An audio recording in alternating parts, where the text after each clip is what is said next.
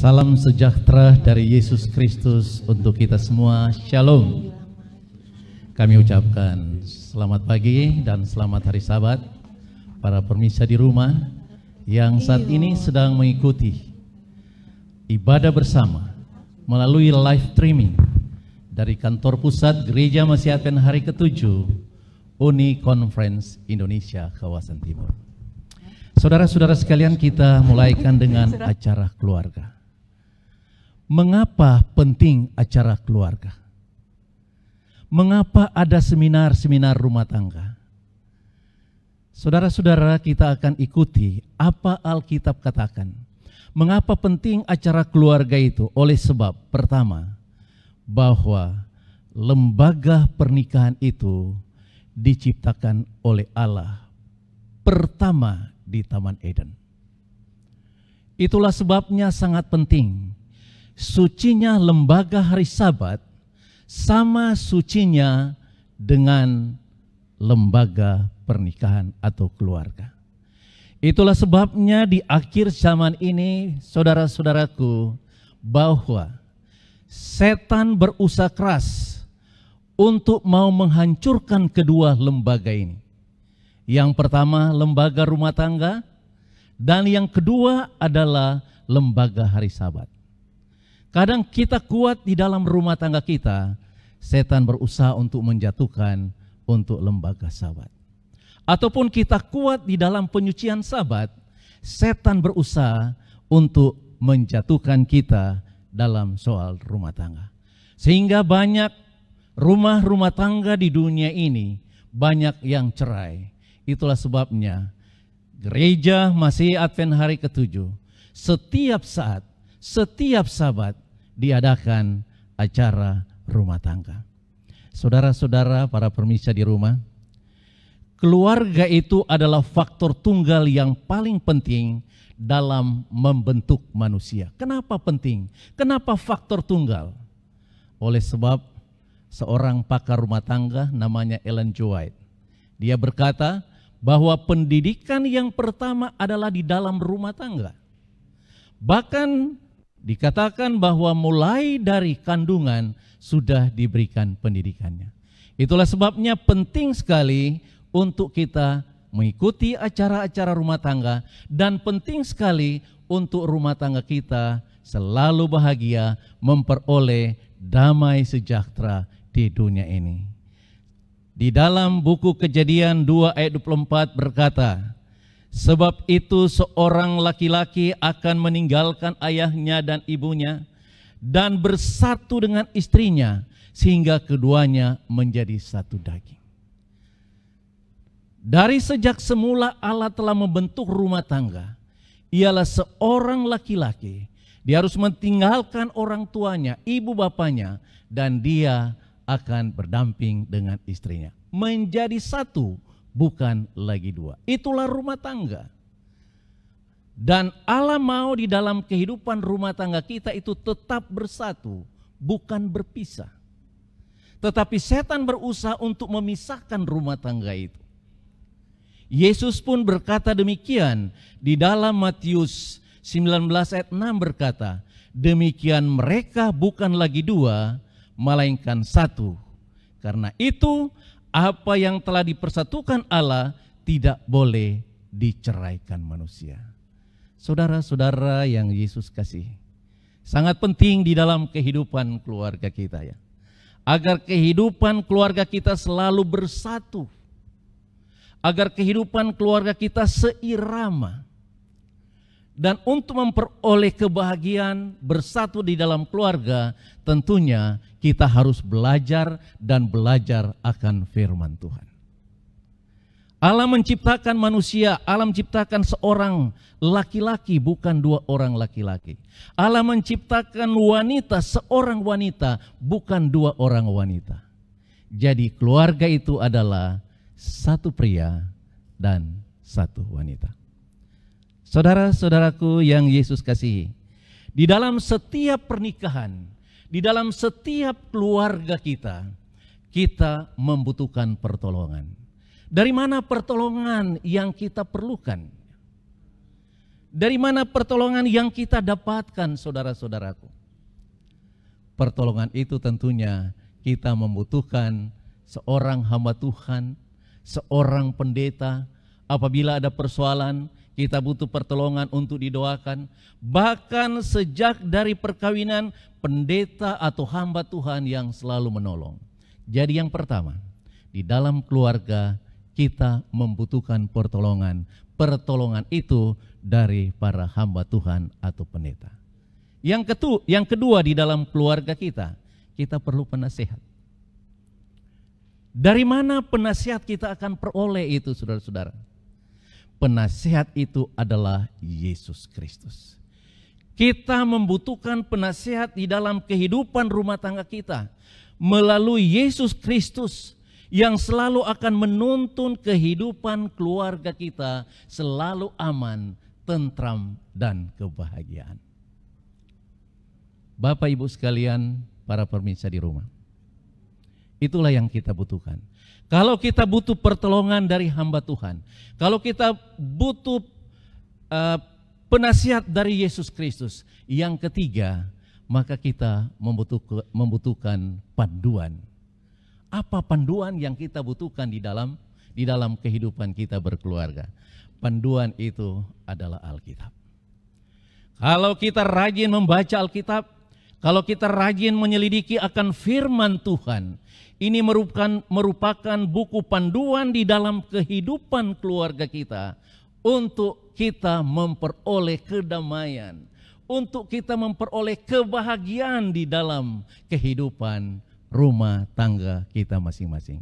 Ingat, 3 bagian yang penting. Yang pertama dalam kehidupan keluarga, yang pertama kita butuh pertolongan dari para hamba-hamba Tuhan untuk memberikan nasihat, untuk menguatkan kita. Kedua, kita perlu penasehat. Penasihat itu daripada Yesus Kristus. Dan yang ketiga, kita butuh buku panduan, ialah firman Tuhan. Baik Bapak Ibu sekalian, kita datang kepada rumah tangga. Rumah tangga itu terdiri dari suami, istri, dan anak. Kadangkala kalau keluarga belum mempunyai anak, belum lengkap ya. Itulah sebabnya di dalam rumah tangga kita ada suami di sana, ada istri di sana, ada anak. Nah sekarang saudara-saudara, bagaimana untuk mempersatukan keluarga ini, suami, istri, dan anak-anak kita? Maka tentunya mempunyai peran masing-masing. Ini dasar-dasar rumah tangga mungkin kita ulangi di dalam kehidupan keluarga. Perlu diulang-ulangi ya, supaya kita teringat kembali. Apa peran daripada seorang suami agar supaya memperoleh kebahagiaan di dalam rumah tangga? Saudaraku, buku panduan menasihatkan kita pada pagi hari ini. Mari kita lihat di dalam Kolose 3 ayat yang ke-19. Kolose 3 ayat 19. Bapak Ibu sekalian yang memiliki Alkitab boleh buka di rumah dan kita baca bersama-sama. Apa peran daripada seorang suami? Saya bacakan. Hai suami-suami, kasihilah istrimu dan janganlah berlaku kasar terhadap dia.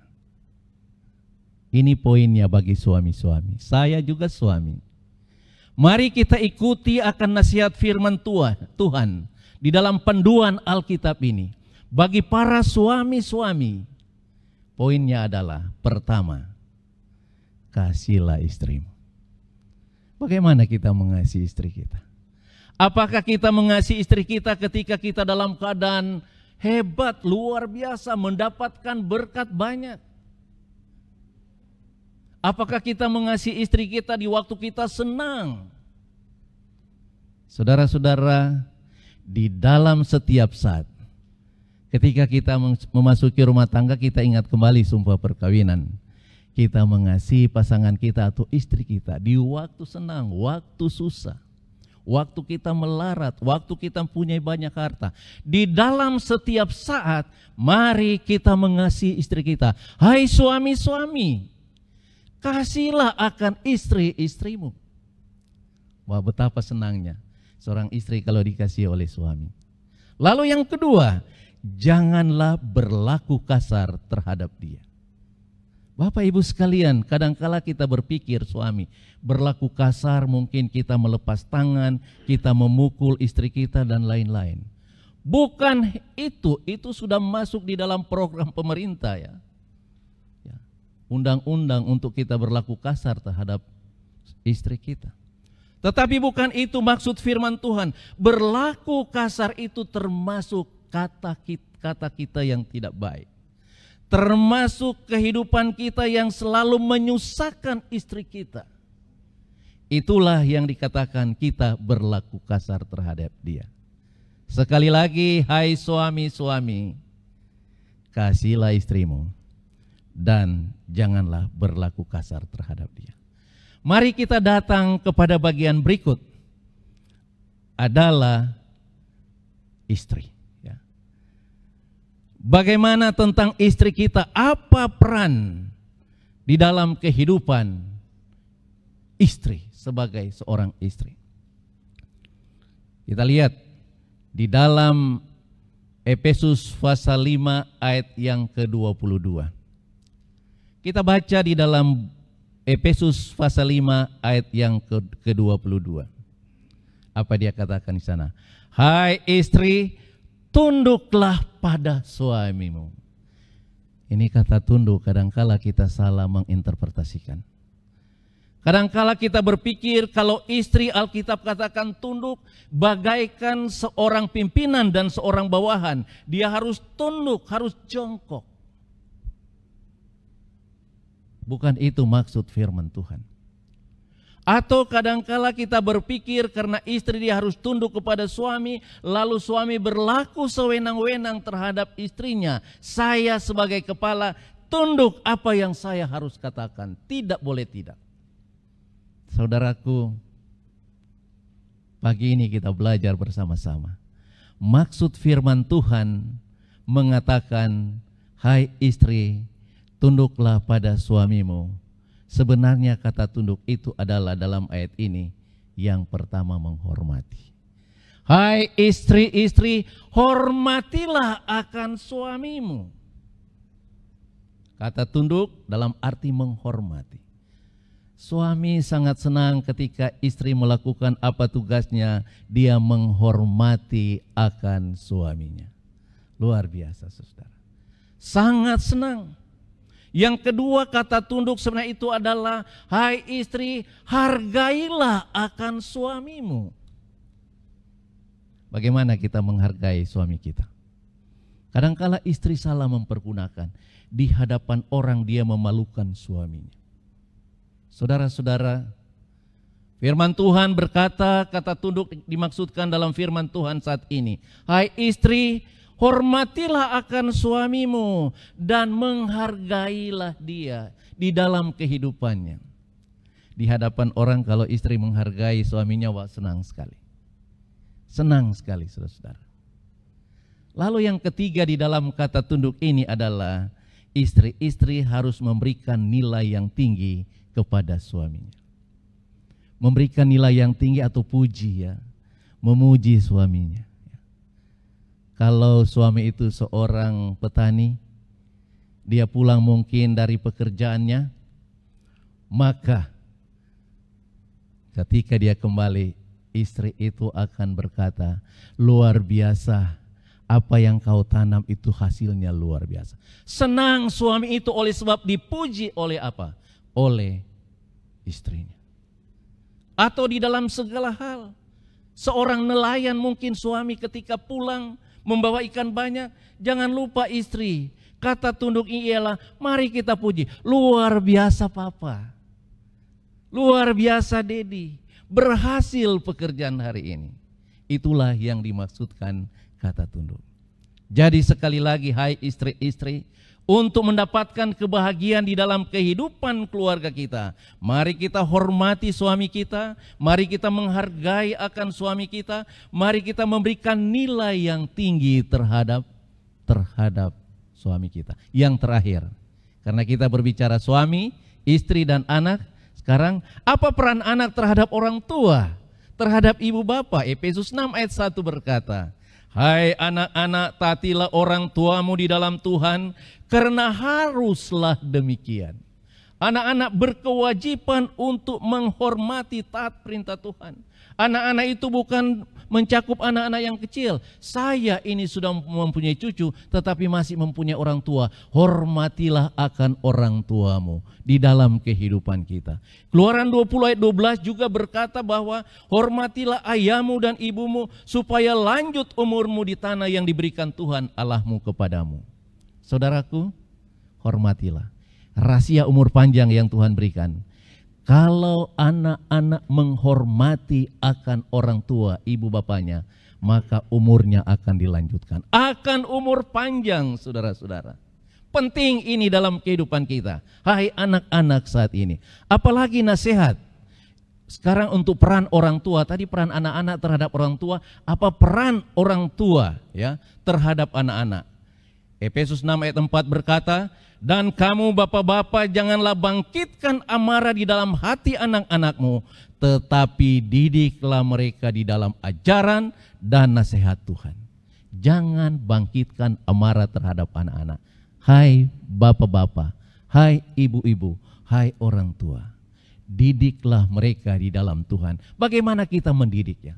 Kadang-kala dalam pendidikan kita anak-anak, kita buat peraturan. Anakku jangan buat ini, jangan buat itu, jangan lakukan itu, jangan lakukan ini. Itu kita sudah atur aturan pendidikan. Tetapi sebenarnya saudaraku yang Yesus kasih, nilai-nilai moral dan karakter tidak dihajarkan hanya dengan kata-kata. Bukan hanya dengan aturan-aturan, tetapi terutama dengan teladan dari para orang tua kepada anaknya. Ini yang penting. Ajaran kita kepada anak-anak kita bukan dengan aturan, bukan dengan kata-kata, tetapi dengan teladan. Sebab ada orang tua berkata begini, anak, kau harus cepat ke gereja, jangan terlambat. Tahu-tahu orang tuanya terlambat. Anak-anak cepat ke gereja, harus masuk gereja. Tetapi orang tuanya tidak masuk gereja. Atau yang lain katakan, hai anak-anak, kamu masih anak kecil, jangan merokok. Tetapi orang tuanya merokok. Apakah pendidikan itu menuntun anak-anak kita ke dalam jalan yang benar? Itulah sebabnya di dalam statement ini berkata, nilai-nilai moral dan karakter tidak diajarkan hanya dengan kata-kata saja, tetapi terutama dengan teladan daripada orang tua kepada anak-anak mereka. Itulah yang paling penting di dalam kehidupan kita. Sebagai ayat yang terakhir, Yesus menyatakan kepada kita, Markus 9 ayat yang ke-42 berkata, barang siapa menyesatkan salah satu dari anak-anak kecil yang percaya ini, lebih baik baginya jika sebuah batu kilangan diikatkan pada lehernya, lalu ia dibuang ke dalam laut. Kata di sini mengatakan barang siapa menyesatkan anak-anak. Lebih baik katanya diikatkan batu di lehernya, lalu kita lemparkan dia ke laut. Apa maksud kata ini? Oh, kita kadang menyesatkan anak-anak kita oleh sebab kita terlalu sibuk, lalu kita lupa bersama-sama dengan anak-anak kita. Itu salah satunya. Kita terlalu sibuk di dalam pekerjaan kita, lalu kita melalaikan akan anak-anak kita. Maka itulah sebabnya saudara-saudara, kita perlu bersama-sama dengan anak-anak kita. Apalagi pada saat-saat ini, sementara kita berada di rumah. Mari kita bergaul bersama-sama, bersahabat, berteman dengan anak-anak kita. Kita tidak sibuk dengan pekerjaan kita, bersama selalu dengan anak-anak keluarga. Ketika kita melakukan 3 perkara ini, tanggung jawab suami, kasihlah akan istrimu, jangan berlaku kasar. Kedua, hai istri, tunduklah kepada suamimu. Dalam arti kata ialah menghormati, mencintai. Dan yang ketiga, anak-anak. Anak-anak harus taat perintah kepada orang tua, dan orang tua jangan berlaku kasar terhadap anak kita atau jangan menyesatkan anak-anak kita. Ketika kita melakukan tanggung jawab ini, baik suami, baik istri, baik anak-anak, maka itulah kedamaian, kebahagiaan yang kita akan peroleh di dalam kehidupan keluarga kita masing-masing. Tuhan kiranya memberkati kita sekalian adalah doa dan harapan saya. Amin.